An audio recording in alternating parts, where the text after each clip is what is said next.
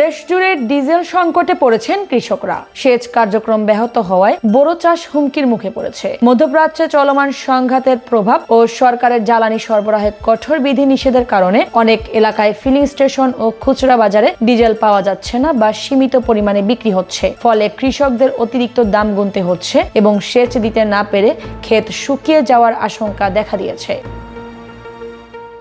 সরজমিনে দেখা গেছে, ফিলিং স্টেশনগুলোতে দীর্ঘ সময় লাইনে দাঁড়িয়েও কৃষকরা প্রয়োজন মতো জ্বালানি পাচ্ছেন না। বর্তমানে বিধিনিষেধের কারণে একজন ক্রেতা মাত্র 2 লিটার ডিজেল কিনতে পারছেন। অনেক খুচরা দোকানে ডিজেল উধাও, আবার কোথাও প্রতি লিটারে 5 থেকে 10 টাকা বেশি দিতে হচ্ছে কৃষকদের।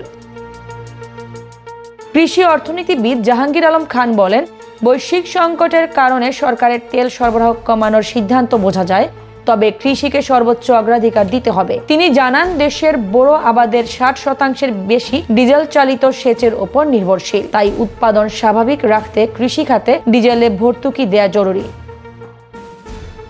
ডিসেম্বর থেকে জুন পর্যন্ত চলা বোরো মৌসুমে বিশেষ করে উত্তরাঞ্চল ও সিলেটের হাওর এলাকায় ডিজেল চালিত পাম্পের মাধ্যমে ব্যাপক সেচ দেওয়া হয়। কৃষি সম্প্রসারণ অধিদপ্তরের তথ্য অনুযায়ী বর্তমানে দেশে 754টি ডিজেল চালিত গভীর নলকূপ, 10,39,337টি অগভীর নলকূপ ও 1,84,384টি লো লিফট পাম্প সচল রয়েছে। এবার 50.54 লাখ হেক্টর লক্ষ্যমাত্রার বিপরীতে 8 মার্চ পর্যন্ত 48.53 লাখ হেক্টর জমিতে বোরো আবাদ সম্পন্ন হয়েছে।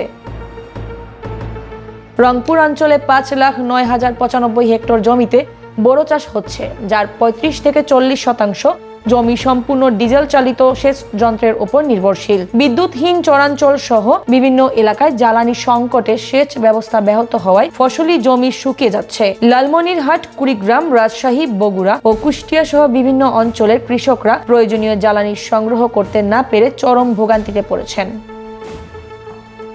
জ্বালানি সংকটের পেছনে সরকারি বিধিনিষেধ ও সরবরাহ ঘাটতিকে দায়ী করছেন ফিলিং স্টেশন মালিকরা।